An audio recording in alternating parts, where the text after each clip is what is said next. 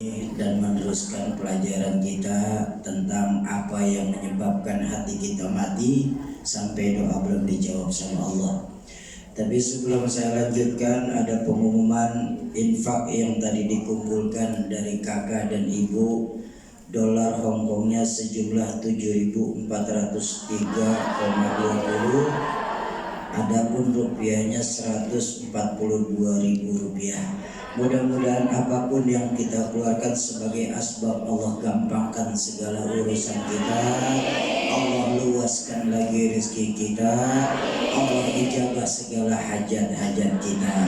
Ala hadihi niyah wa ala likulli niyatin salihah wa ila hadratin nabi al-fatihah.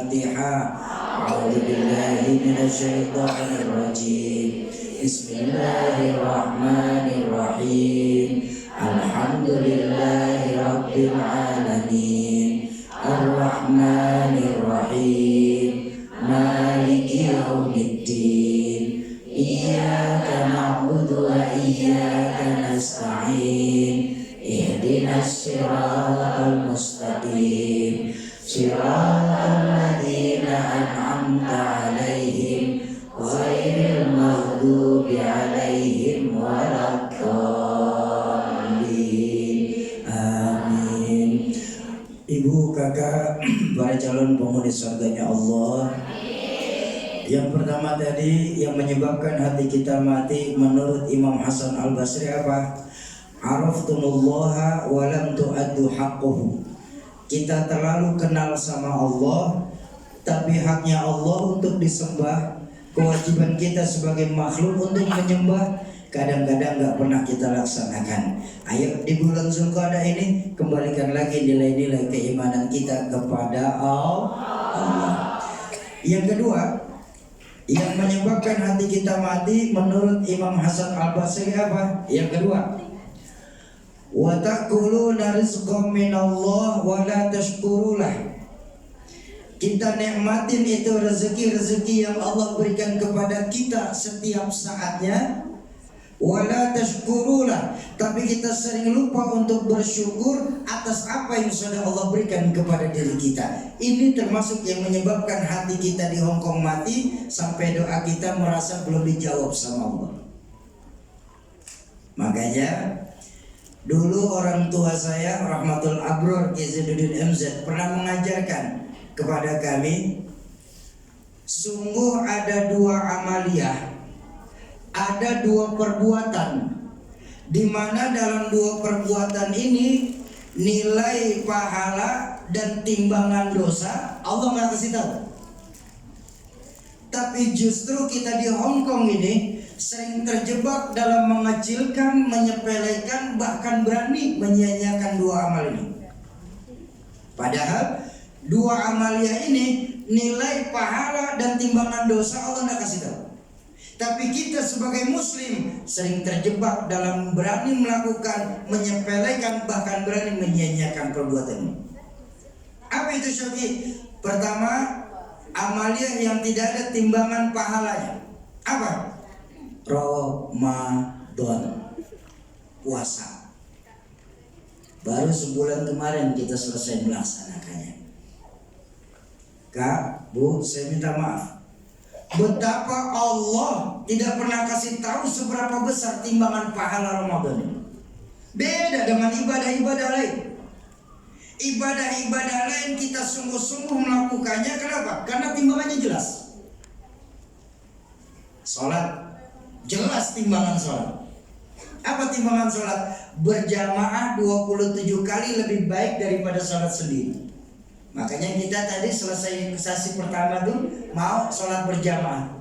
Kenapa? 27 kali lebih baik daripada sholat sendiri. Sedekah. Tadi saya bilang di pertama, man jaa bil hasanah falahu asyru amsalihah. Siapa yang melakukan satu kebaikan, Allah akan balas dengan 10 kali lipat. Satu berbalas 10. Makanya kita masih mau mengeluarkan harta di jalan Allah. Nggak mungkin? Haji, bicara haji, subhanallah. Pahala haji mabrur itu hebat sekali. Apa? Laisa jazaa'un illal jannah. Tidak ada yang namanya pahala haji mabrur balasannya kecuali langsung dimasukkan ke dalam surga bighairi hisab, nggak pakai ditanya-tanya lagi. Allah. Makanya kalau kita mau jujur, orang tua kita di Indonesia mau tuh ngeluarin duit yang nggak sedikit, antri sekian tahun, begitu berangkat orang haji apa enak? Orang haji tuh nggak enak, apa aja harus antri. Makanya dalam Islam, maaf sekali saya ajak jalan-jalan dulu sebentar. Amin ya Allah. Dalam Islam menjadikan ibadah haji itu sebagai rukun yang terakhir. Kenapa? Karena dalam ibadah haji 3 ibadah jadi satu, namanya haji. Ibadah itu kan ada 3. Ada ibadah jismiyah, ibadah maliyah, ibadah badaniyah. Ibadah jismiyah itu ibadah niat, zikir, ya. Terus sedekah, banyak melakukan, baca Quran, qaulan syadida, dengan mengucapkan tadi kalau kata Buya Muhaimin, dengan mengucapkan ucapan-ucapan yang baik, itu termasuk ibadah jismiyah. Lalu ibadah maliyah, sedekah, bangun masjid, bangun pesantren, santuni yatim, itu ibadah harta.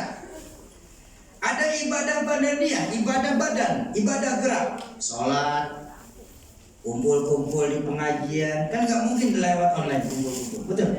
Nah, haji itu 3 ibadah jadi satu. Niat mesti ngucap, harta mesti keluar, badan mesti gerak. Betul apa betul? Syarat haji kalau kurang dari 3 ini belum tentu berangkat. Nih, duit punya, badan sehat, niat tidak ada. Mungkin ke Amerika, mungkin ke Mesir, mungkin juga ke Singapura kita bisa pulang pergi. Tapi ke Saudi, ke Mekah kita nggak akan sampai. Kenapa? Tidak ada niat. Niat kuat, badan sehat, duit nggak punya, selamat melamun. Bener-bener selamat melamun.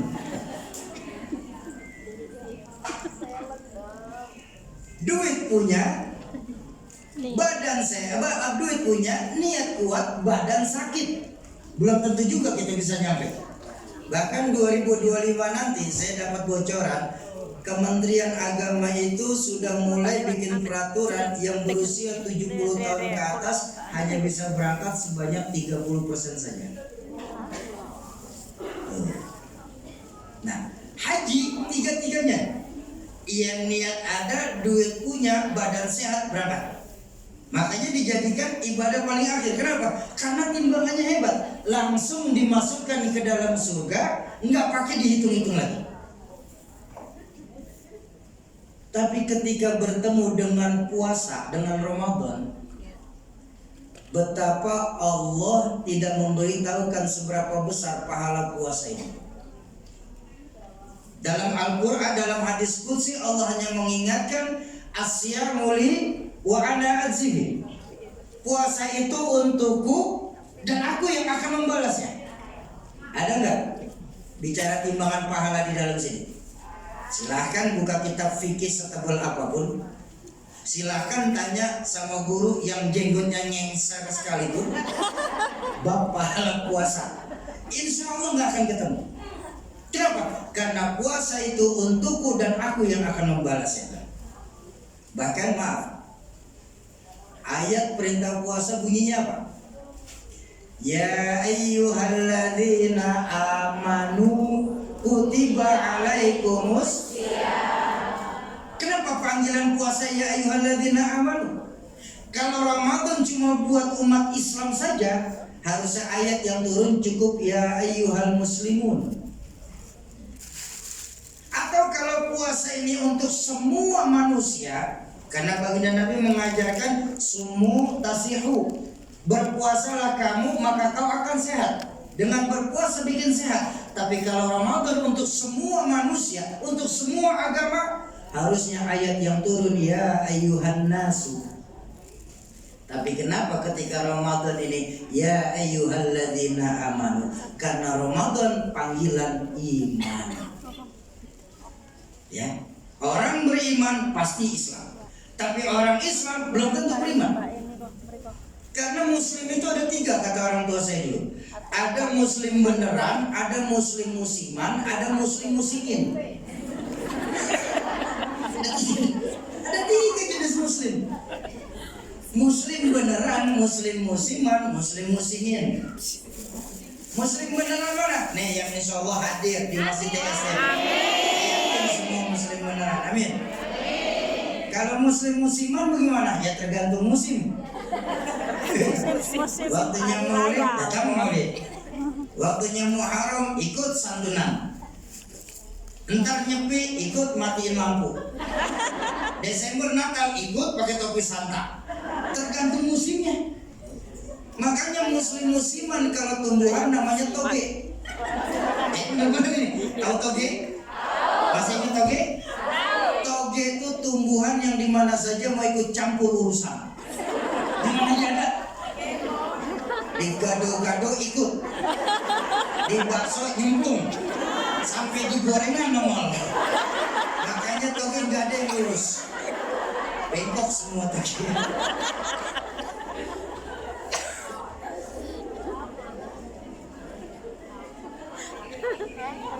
Kalau Muslim musiman, lah kalau Muslim musimin bagaimana? Ngaku Islam. Orang tua mungkin bisa pergi ke tanah suci setiap tahun, tapi ketika agama Allah lagi dihina, Nabi lagi dicela, dilecehkan, kita nggak bisa berbuat apapun. Ini Muslim. Ini Muslim. Nah makanya Ramadan, ketika bertemu dengan Ramadan, cara berpuasa kita nih di Hong Kong sudah dibaca sama Nabi hampir 15 abad yang lalu. Maaf sekali. Sampai Nabi sudah bisa membaca bagaimana cara kita puasa di Hong Kong. Baginda Nabi mengingatkan, kamin so'imin. Berapa banyak nanti umatku yang kerja di Hong Kong tuh, ketika masuk Ramadan tidak mendapatkan kebaikan apapun dari Ramadannya, illal ju' wal atas, kecuali cuma sebatas menahan lapar dan hausnya saja. Artinya apa? Puasa sih puasa, tapi ngomongin tetangga jalan terus. Ada yang kayak begitu di sini?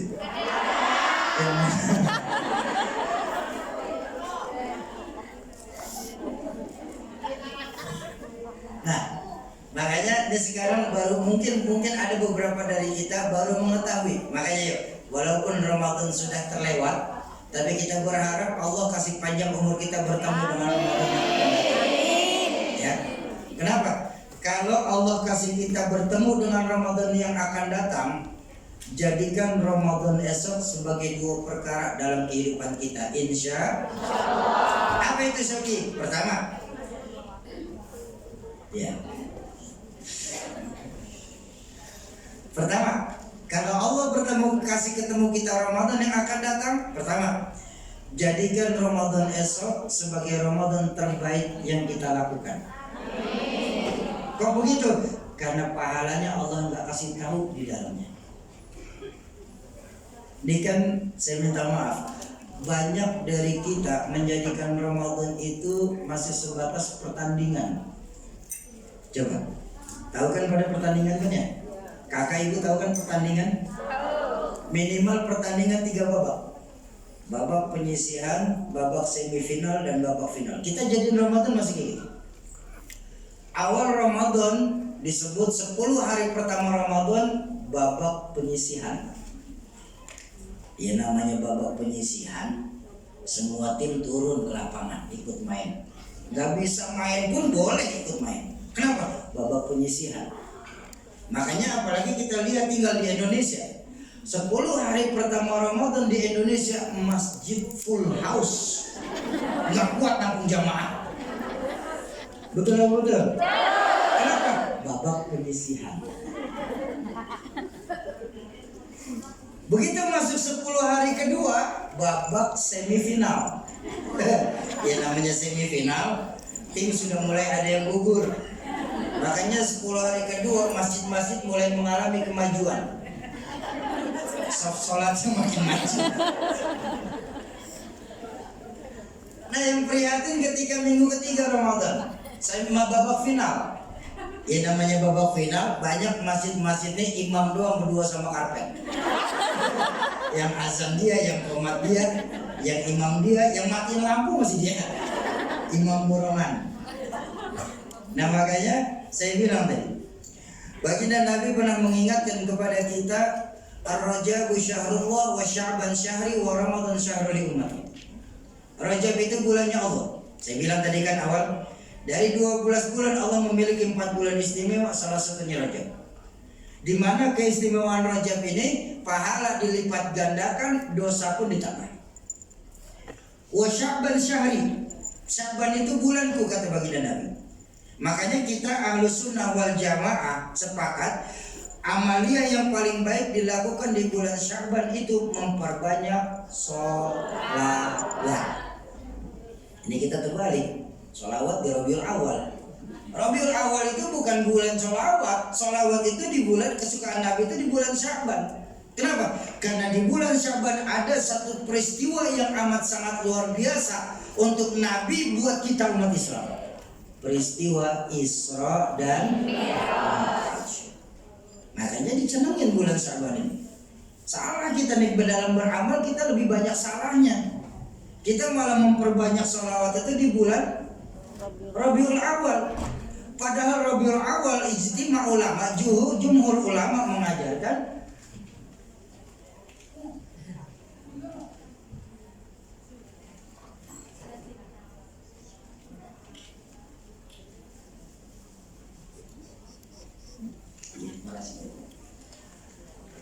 ya, insya Allah 5 menit lagi selesai.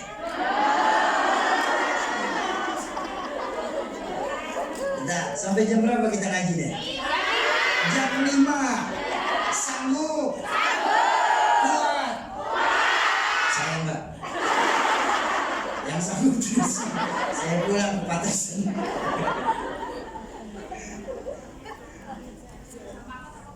Oh, jam 4 Ramadan. Nggih. Balik biro.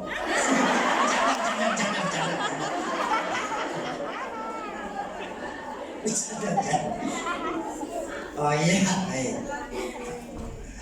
Nah, makanya ulama itu sepakat, amalia yang paling baik itu di bulan Sya'ban memperbanyak sholawat, karena bulan kecintaannya Nabi. Nah, ulama-ulama kita di Indonesia cerdas.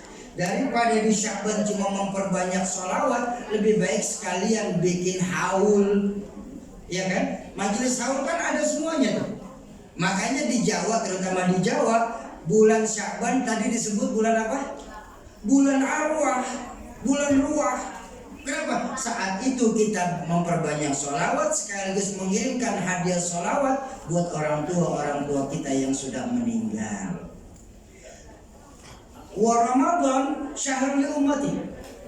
Ramadan itu bulan buat umatku, kata baginda Nabi. Apa sih keistimewaan Ramadan ini? Oh, 4 o'clock. Oke. Thank you, sir. Tibang thank you doang habis ini. Emang segitunya yang saya bisa. Oke.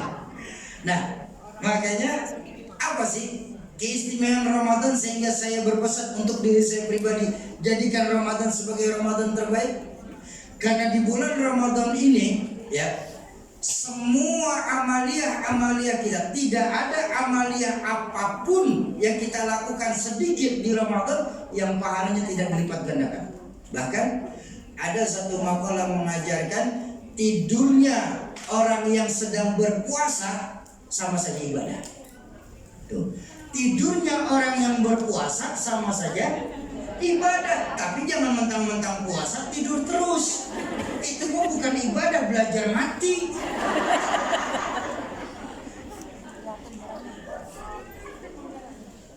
Memang apa keistimewaan Ramadan sehingga kita harus jadikan bulan yang terbaik? Baginda Nabi mengajarkan, seandainya saja saudara-saudara saya, umat-umat saya mengetahui keutamaan Ramadan, maka niscaya mereka akan meminta 1 tahun ini isinya Ramadan semua. Masih istimewanya Ramadan. Di bulan Ramadan kemarin seharusnya kalau kita sadar, di mana doa dijawab sama Allah, permintaan diberikan oleh Allah, dosa diampuni oleh Allah, tobat diterima oleh Allah, pintu surga dibuka lebar-lebar, pintu neraka ditutup rapat-rapat. Tidak ada bulan yang istimewa untuk umat Islam kecuali Ramadan. Zulqa'dah, Zulhijjah, Muharram, Sya'ban, Rajab. Itu memang pintu neraka, pintu surga dibuka. Karena Allah sedang berikan keberkahan buat kita. Tapi jangan lupa, pintu nerakanya tidak ditutup. Makanya saya pesan tadi di awal, kalau masih senang berbuat dosa, hafalin 4 bulan ini. Kenapa? Cari dosanya yang kecil-kecil saja. Keluar dari masjid TST tuker sendal. Umpama. Kalau ntar kejadian kehilangan sendal, omongan saya mandi juga.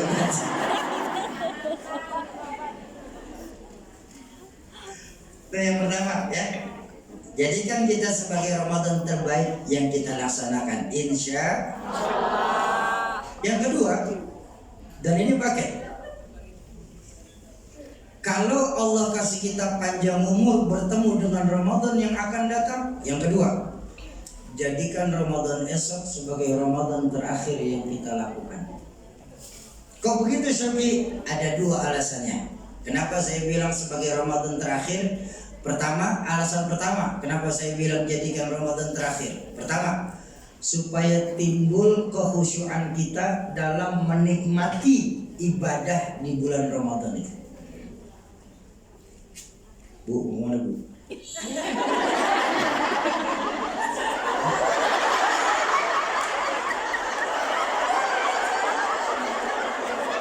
Pulang bareng pulang. Ya, silakan.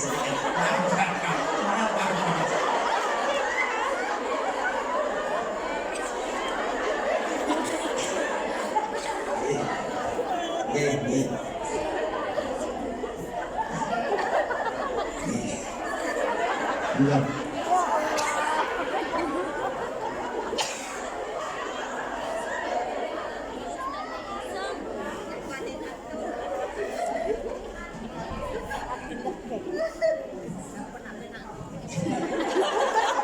Ya, no.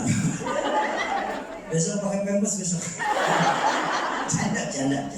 Baik. Itu yang pertama, ya. Supaya timbul kekhusyuan kita dalam menikmati ibadah di bulan Ramadan. Yang kedua, dan ini yang terpenting, ya. Kenapa saya bilang jadikan Ramadan besok sebagai Ramadan terakhir? Yang kedua, tidak ada satupun janji Allah, tidak ada satupun jaminan dari baginda Nabi kita akan diketemukan di Ramadan yang akan datang. Kok amin sih?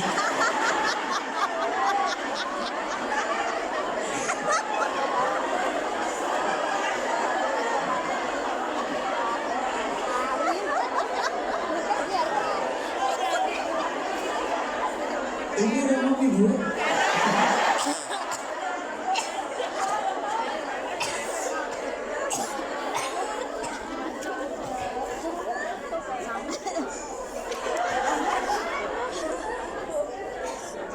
Ada teman saya. Jadi di mana-mana kita selalu minta supaya bertemu di Ramadan yang akan datang. Lagi Ramadan kan pasti datang setiap tahun. Memang Ramadan akan selalu hadir ke dunia ini setiap tahunnya sampai nanti hari kiamat, ya. Tapi saya bilang tadi, tidak ada satupun janji Allah, tidak ada satupun jaminan dari baginda Nabi kita masih bertemu dengan Ramadan yang akan datang. Jangan lupa, Imam Hasan Al-Basri pernah mengingatkan dalam satu riwayat lain, sesungguhnya, kata Imam Hasan Al-Basri ini, sesungguhnya hakikat hidup kita di dunia ini tidak pernah lebih dari 3 hari. Berapapun usia kita sekarang, umur kita tidak lebih dari 3 hari. Yaumul ams, yaumul ghad, wa yaumul an. Tuh, cuma sebatas itu. Hari kemarin, hari esok, dan hari ini. Berapapun umur kita, nggak lebih dari 3 hari. Betul apa betul? Hari kemarin sesuatu yang sudah lampau dan nggak akan pernah mau bisa kita ulang. Betapapun kita ingin mengulang masa lalu, tapi nggak akan, sayang. Bu, mungkin saja ngapura nggih. Mungkin saja 20-30 tahun lawas, laki-laki mana yang gak kelepok-kelepok saat ibu tersenyum? Subhanallah. Ya walaupun saya percaya sekarang juga laki-laki masih kelepok-kelepok kalau ibu senyum, cuma langsung mati.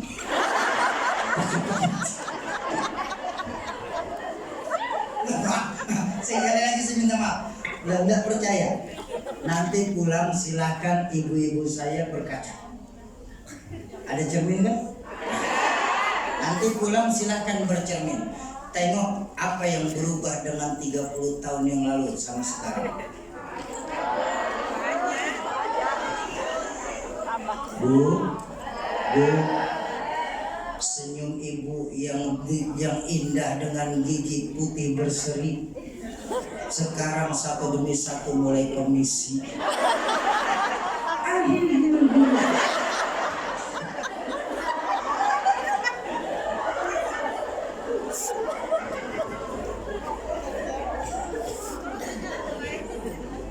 Rambut ibu yang dibanggakan hitam melebat 30 tahun yang lalu, sekarang sedikit demi sedikit mulai memutih. Betul? Kulit yang tadinya kencang dan merona, sekarang sudah susah diatur. Ditarik kanan yang kiri naik, ditarik kiri yang jidat turun. Susah kulit diajak kerjasama. Apa yang mau dibanggakan dari masa lalu? Masa lalu tinggal cerita dan gak akan pernah bisa kita ulang. Yaumul Ghad, hari esok, Allahu Akbar. Apa yang bisa kita banggakan dari hari esok? Hari esok sesuatu yang misteri dan kita nggak akan pernah tahu. Bisakah kita berjumpa dengan mentari esok hari? Betul atau betul? Jangan bicara matahari esok, kelamaan, baru jam 3. Iya. Kalau kakak dan ibu ada yang berani menjamin dirinya siang ini 2 jam ke depan masih hidup, angkat tangan. Ada apa enggak? Lalu kenapa mesti nunggu esok? Makanya saya bilang, kita bersyukur sebagai muslim nih. Kita bersyukur sebagai muslim nih. Malaikat maut dalam mencabut nyawa tidak berdasarkan abjad. Betul atau betul? Kalau pakai abjad malaikat maut mencabut, mungkin kita mudah nunggu, bisa memperbanyak amal. Tahun ini yang mati A, tahun berikutnya B, tahun depannya C, lalu D, lalu E. Saya S. Masih lama. Maaf, abah saya Z, Bu. Berangkat dulu, kan?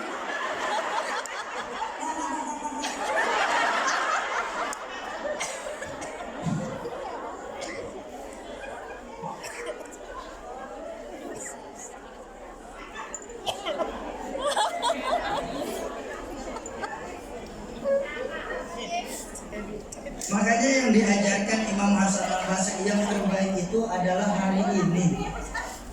Mumpung kita masih bisa bertemu dengan Ramadan, maka jadikan Ramadan esok sebagai Ramadan yang terbaik dan yang terakhir kita lakukan, insya Allah. Kakak, ibu, para bidadari surganya Allah yang dicintai Allah Subhanahu wa Ta'ala. Itu yang pertama. Amalia yang tidak ada timbangan pahala, tapi kita sering terjebak dalam perbuatan sia-sia, yaitu Ramadan. Jadi jadikan Ramadan esok sebagai 2 perkara yang terbaik dan yang terakhir kita laksanakan, insya Allah. Yang kedua diajarkan oleh orang tua saya Rahmatul Abrar Gizanuddin MZ. Yang kedua, amalia yang tidak ada takaran dosa. Subhanallah, na'udzubillah, na'udzubillah. Kita ini di Hong Kong sering terjebak dalam melakukannya. Padahal amalia ini tidak ada timbangan dosanya. Apa itu? Kufur nikmat. Hati-hati nih. Buat kakak, buat ibu, hati-hati nih. Betapa Allah gak pernah kasih tahu seberapa besar dosa kufur nikmat. Beda sama dosa-dosa lain. Dosa lain Allah kasih tahu timbangannya. Ini maaf, saya minta maaf. Zina itu Allah kasih tahu timbangan zina. Allah kasih tahu ancamannya. Apa ancaman orang yang berzina? Orang yang sekali melakukan perbuatan zina, sungguh mereka yang melakukan sekali tersebut akan direbus dalam neraka selama 40 tahun lamanya.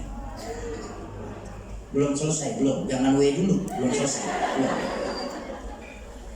Kenapa? Karena perbandingan waktu antara dunia akhirat, 1 hari di sisi Allah 1000 tahun di dunia. Baru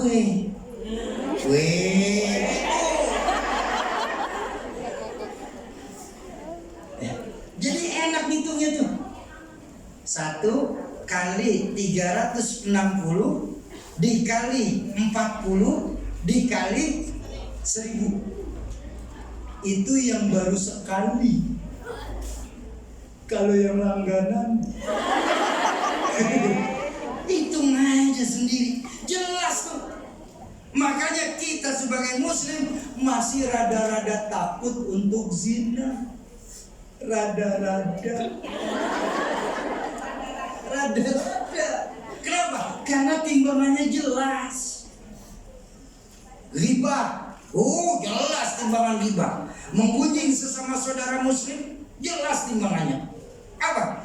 Dalam Al-Quran ditafsirkan, orang yang senang menggunjing sesama saudara muslimnya, mereka laksana memakan bangkai saudaranya sendiri. Allah Akbar. Ibu, dalam Islam, dalam fikih, jangan kita makan bangkai manusia. Makan bangkai hewan saja, kalau tidak bersifat darurat, haram. Betul atau betul? Kecuali bangkai laut. Semua yang berasal dari laut halal. Ada 2 yang gak boleh, karang sama kapal. Itu gak boleh tuh. Iya, karena keras. Kalau seneng mah silakan makan aja, gak apa-apa.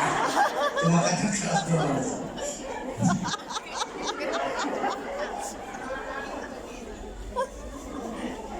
Nah, makanya paham kan definisi bangkai itu?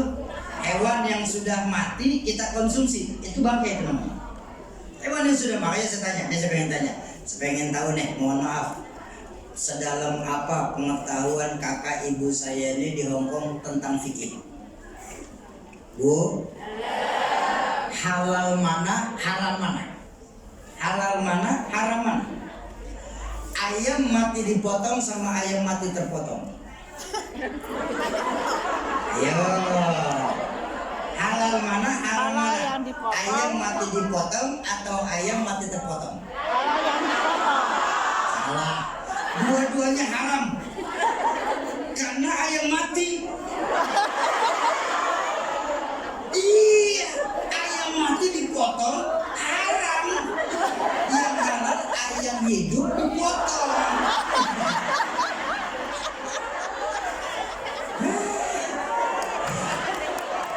Jebakan Batman ini. Jebakan Batman. Pulang ya.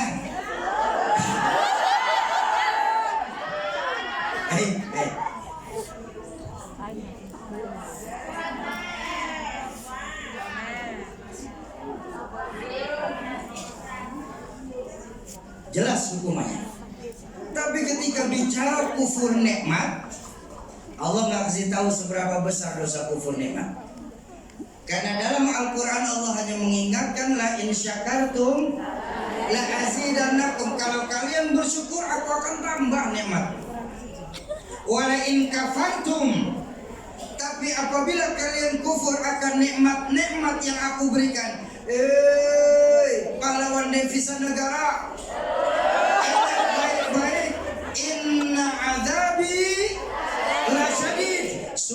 azabku sangat pedih adanya.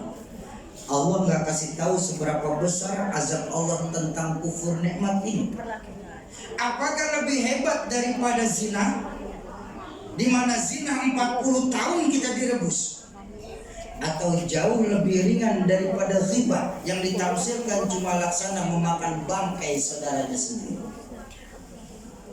Makanya saya mau tanya, Bu, dalam hidup kita nih lebih sering mana, syukur atau kufur? Yang berani jawab syukur, alhamdulillah. Yang berani bilang kufur, luar biasa. Yang jawab syukurnya yakin banyak syukurnya. Ragu-ragu. Baik, mau tahu hitungannya? Karena Sayyidina Umar mengajarkan hasibu qabla an tuhasabu. Biasakan kita ngitung amal kita sendiri di dunia ini sebelum nanti Allah yang hitungnya. Kenapa? Kalau kita hitung amal kita sendiri, kalau masih ada yang kurang bisa kita tambah. Tapi ketika Allah yang sudah menghitungnya, tidak ada sedikit pun amal kita yang akan lolos dari hitungannya Allah. Dari 24 jam kita pecah secara rata menjadi 3 bagian. Waktu normal untuk bekerja menurut ilmu profesional itu 8 jam. Betul? Lebih dari 8 jam wajib kena lemburan. Iya kan? Bahkan kalau ibu di Indonesia bahkan ngurusin rumah tangga saja lebih dari 8 jam pasti marah-marah sama suami sama anak. Benar. Karena Allah hanya maksimalkan kita untuk bekerja 8 jam. Waktu normal untuk beristirahat menurut ilmu profesional juga 8 jam. 8 jam untuk kerja, 8 jam untuk istirahat. Masih ada 8 jam terakhir. Maaf, jangan bicara kita banyak syukurnya. Mau impas saja, impas. Seharusnya yang 8 jam ini kan kita maksimalkan ibadah. Saya tanya, berapa banyak dari 8 jam ini kita maksimalkan buat ibadah?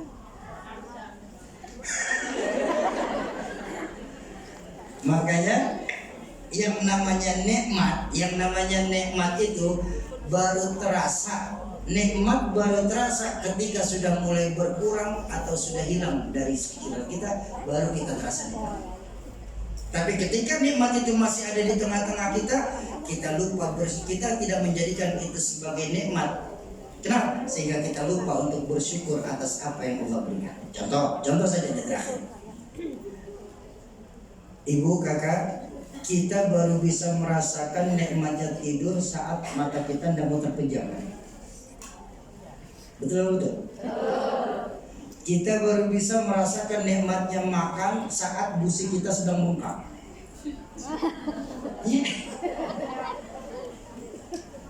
Kita baru bisa merasakan nikmatnya bernafas ketika hidung kita sedang flu atau sudah ditutup sama masker.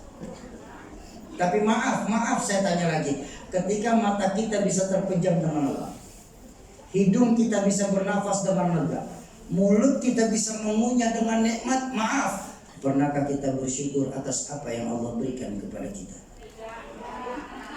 Yakin banyak syukurnya.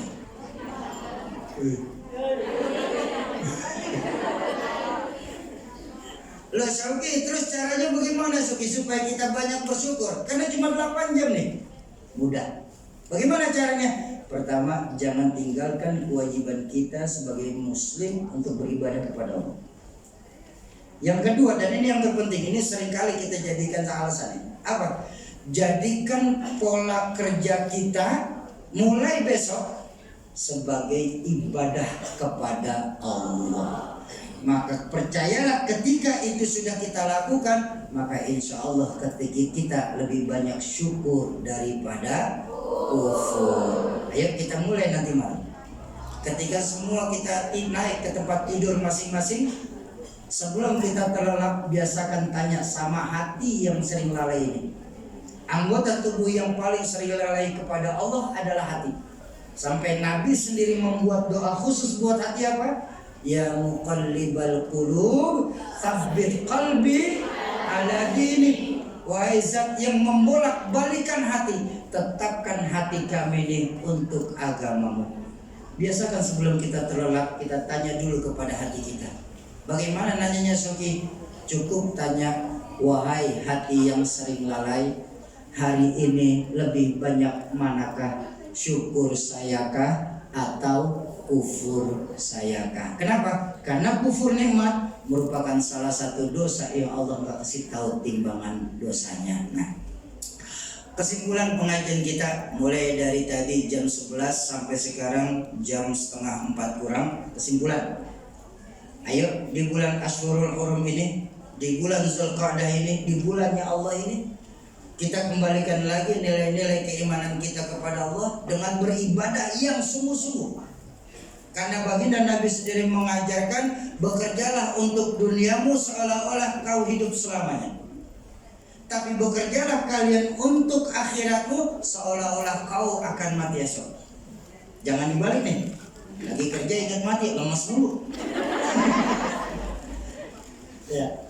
Bekerjalah kita untuk dunia seolah-olah kita hidup selamanya, tapi bekerjalah kita untuk akhirat, ibadahlah kita untuk akhirat, supaya timbul kekhusyuan kita dalam melakukan ibadah itu sendiri. Kenapa? Intan paling mahal, mutiara paling berharga, nilai-nilai iman. Jaga baik-baik iman kita, tapi tolong wariskan iman bagi ibu-ibu kakak saya kepada anak keturunannya nanti. Islam bukan agama warisan, saya setuju, tapi iman wajib diwariskan. Tanamkan kepada anak-anak kita, nah zaman boleh berganti, tapi keyakinan jangan sampai mati. Masa silahkan berubah, tapi akidah jangan sampai goyah. Kenapa? Untuk iman kita hidup. Dengan iman saat ini kita berjuang, dan dalam iman nanti kita akan kembali ke hadirat Allah Subhanahu. Yang pertama. Yang kedua, ya, ayo kita perbanyak lagi rasa syukur kita kepada Allah. Ini kelihatan sepele tapi sangat penting di hadapan Allah. Ya, bahkan dalam satu riwayat hadis qudsi, baginda Nabi bersabda, Allah berfirman dalam hadis qudsi, "Man lam yashkur ala na'mai wa la yasbir ala balai." Barang siapa yang tidak pernah bersyukur dan tidak pernah bersabar. Nih, ini dua niat tadi, tidak bersyukur dan tidak bersabar. Apa ancaman Allah? Falyakhruj min tahtis samai. Silakan kalian keluar dari kolam langitku. Keluar kalian. Waliyatlub rabban siwaya. Cari Tuhan selain aku. Ya. Nah, makanya amalia yang terbaik di bulan Zulqa'dah ini diajarkan oleh ulama-ulama, memperbanyak istighfar. Ya, kita banyakin istighfar. Mau berapa kali pun. Baginda Nabi yang dosa sudah jelas dapat ampunan dari Allah, beliau istighfar sehari itu 100 kali. Wa fi riwayatin, riwayat yang mencatat 70 marah, 70 kali sedikitnya. Mudah-mudahan dua tema ini dapat mempengaruhi dalam kehidupan kita, khususnya dari saya pribadi, dalam mengaruhi kehidupan di negara orang yang kita datangi sekarang ini. Terakhir, sama-sama kita baca suratul Fatihah. Kita tujukan Fatihah kita buat